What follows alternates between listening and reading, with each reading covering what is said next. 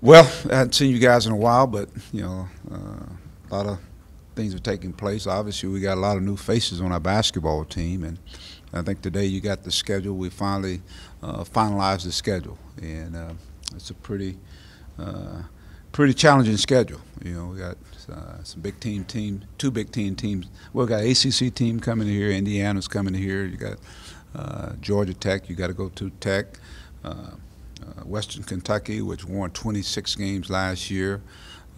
Very good team. UC Davis. And I always caution people, don't look at team's name and just think they're not a really good basketball team, coached by Jim Less, a young man I have known for many, many years.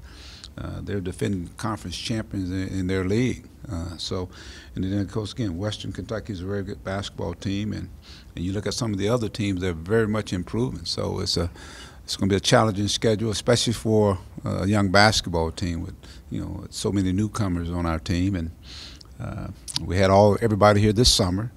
So obviously we had a chance to get an idea of what we're working with, and there's a lot of work to be done. But it excites me because the newness, the freshness, hopefully getting these guys and creating the type of players we think that fit what we're doing. We got a chance to be an athletic team, and you can start it by building around a guy like Daniel.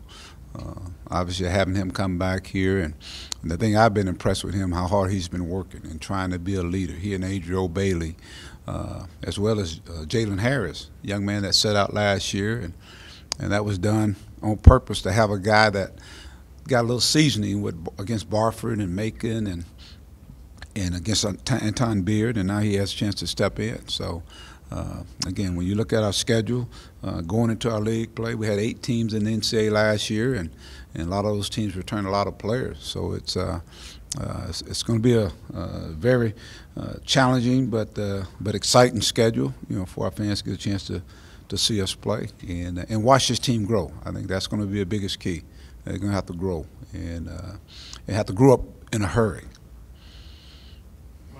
Georgia Tech was a team that we hadn't heard about. How did that game come about? I assume that going to be a 2-game series, 4-game series? Yes, it's going to be a home and home. We'll play them here, and then we'll play them there next year.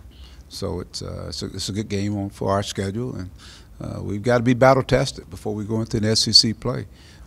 So it's a team that they were in need of a game, we're in need of a game, and I thought this would be a good series.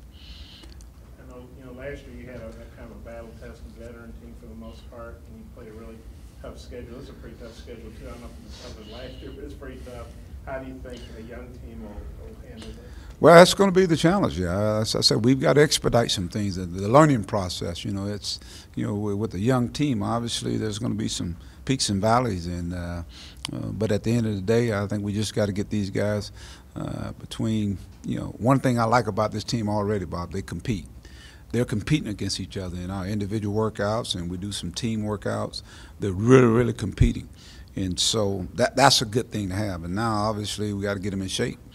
And conditioning will start next week, right after Labor Day. So they got up until that time, and then we'll really jump into the conditioning portion of what we're going to do, and then we'll start practicing in October. And so, but we've got to get these guys to get all on the same page. They all come from individual high schools and what have you, whether it be junior college, in Mason Jones' case. So we've got to get these guys to be on the same page and learn to play defensively, offensively, learn the verbiage in terms of calling defenses, learning how to play defense. A lot of high school guys, they do everything on their team. So, but it is a challenging schedule. But I always say that's how you get your team prepared, get them ready for what's going to take place in the SEC. You're going to have at least 6 to 8 teams that are probably going to be ranked in the SEC. When you look at our league, it's going to be really good. You got Kentucky. They'll be one of those teams that are ranked right out the gates. Mississippi State returns a lot of people. Florida's going to be good again.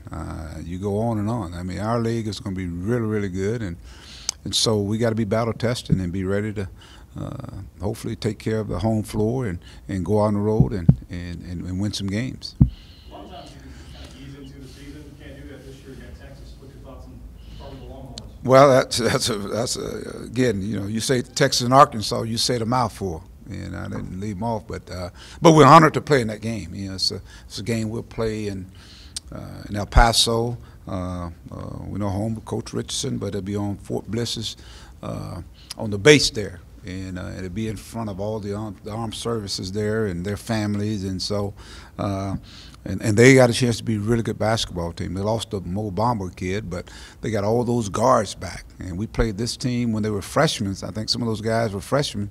I think it was 2 years ago. We played them in Houston. So now we play them again, and that's a big challenge right off the bat. And that's why I said we've got to expedite some things in terms of getting guys really ready to play, understanding the level they got to play at. You know, it's one thing to go against each other, especially during the summer, even during the fall. But when you start going against, you know, teams that wear the opposite uniform, then you got to take your game up to another level, and that's where we got to get these guys to take it up to another level, all together on the same page. Anything on Khalil Garland? No, nothing on Khalil at this point in time. We're still in that, you know, where he's doing some limited workouts for the most part, and hopefully we'll have a clear picture in a month or so. I think in a month or so we'll have a much clearer picture. The Indiana game, Indiana's coming here. They've got a pretty heralded recruiting class coming in. What excites you about that? Well, they're a big team. I don't think Indiana's never been in this building. My historian here, Bob, is that true? Never been to say it. Okay, Bob does that. Okay. Maybe they went to Herman's or something. Okay, Bob's the historian on all that stuff. But very good basketball team. I mean, they're probably going to be a top 20, 25 team. I really feel. And Archie Miller going in there, and he's got his guys in there, and they got some seasonal players that'll play well, but they got a great recruiting class coming in. So. It's a game that we'll play them here, and then next year we'll play up there at their place. So it just continues what we talk about in terms of, you know, our schedule. We want our schedule to reflect the type of team we're going to be, and hopefully it prepares us for conference play. Do you have a previous relationship with Archie and has scheduled on with Dayton, I believe, when he was there? Well, it just worked out. We had some common dates that we could play, and his team was really good there at Dayton. He runs a good program, so I think it just the common dates just kind of happen to take place at the same time. Do you approach the preseason any different with such few experienced guys on your roster? Well, I got to get them some experience, and the only way you can get experience through playing. So, but as I look at this schedule, like I say, it's going to be a challenge. It's going to challenge our guys in a lot of areas. But you know, I think, you know, there'll be some adversity. But, you know, adversity should make you stronger and hopefully be on the same page. So, again, the thing that hopefully can help us is having a guy like a Daniel, Adriel Bailey, and you look at Gabe Usaborn, a guy who played some meaningful minutes for us last year. I mean, I think those guys are going to have to come to the forefront. But somebody within that young group, they're going to really have to emerge. And so far, so good. I think these guys are doing the things we asked them to do, and hadn't put a whole lot on them yet, but it's coming. Mike, you mentioned conditioning. I heard Adam Petway took a job with the 76ers. Is he already left? And if so, who's running your conditioning? Yes, he is. One of his assistants is running it. Young man is running it right now, and we're in the process of bringing in some people trying to get us a strength and conditioning coach in. That's going to be important to us too. Yeah, what are you looking for out of a new strength coach? Well, somebody you know, in the same vein as Adam was. I think Adam was one of those guys. He was kind of he kind of thought sometime out of the box in terms of getting guys motivated to do what they need to do in the weight room. And obviously, I'm big on explosiveness. I'm big on agility. You want that agility, the explosiveness, and you want some strength to go with it. And so I want somebody that hopefully can get our guys prepared to what we're going to do out there on the floor. And it translates. You know, sometimes you can go in the weight room and you can do all the lifting and all the different things, but it don't translate on the floor. Well, I want it to translate on the floor in terms of what we're doing and how we're playing, and so someone can pick up on that. And we got some pretty good some pretty good possibilities in that department. But I thought Adam did a great job. You know, most times to me, you know, when you talk about a guy in that position, they do a lot of preventative stuff. I mean, when you think about, you know, knock on wood, I knock on some wood, you know, you don't want injuries, and so you do a lot of preventative stuff, the stretching part of it, you know. Some of these guys come and they never stretched in their life before, and they never lifted weights in their life before. The beauty of it is, you know, Adam had these guys up here this summer, so he had a chance to get them a base. So it's important for us to get somebody in there to come in and grab what he did and just take it up on beyond. Rick Stansbury, you obviously familiar with him, he's bringing Western Kentucky in. What do you think about that? We're a very good basketball team. I mean, it's a game we're going to be playing them here, and then the next year we'll go down there. But it's his team was, I think they finished like in the Final Four of the NIT. They won 26 or 27 games, and so they were like within probably a game from going to the NCAA tournament. And he returned a lot of those guys coming back, and he signed a kid that I think it was probably McDonald's All-American or one of the top forwards in the country. So Rick's going to get some players in there. So it's a good basketball team. I think you got 5 Saturday. You got open on the road in the conference, but you get 5 Saturday home games, second year in a row. How big is that? I think it's great for our fans, and I'm glad the SEC recognizes that. Our fans they come out in droves. We have some great crowds, and I think our fans will come out and really support this team here. There's a lot of that's kind of a lot of question marks, a lot of unknowns. But to me, there's exciting unknowns when you think about the players we have coming in: Reggie Chaney, Jordan Phillips, Mason Jones. I mean, there's a lot of, but these kids come with a lot. Keyshawn Embry, a young man that attended IMG Academy. So we got some players I think can come in and can. I think they excite our fans.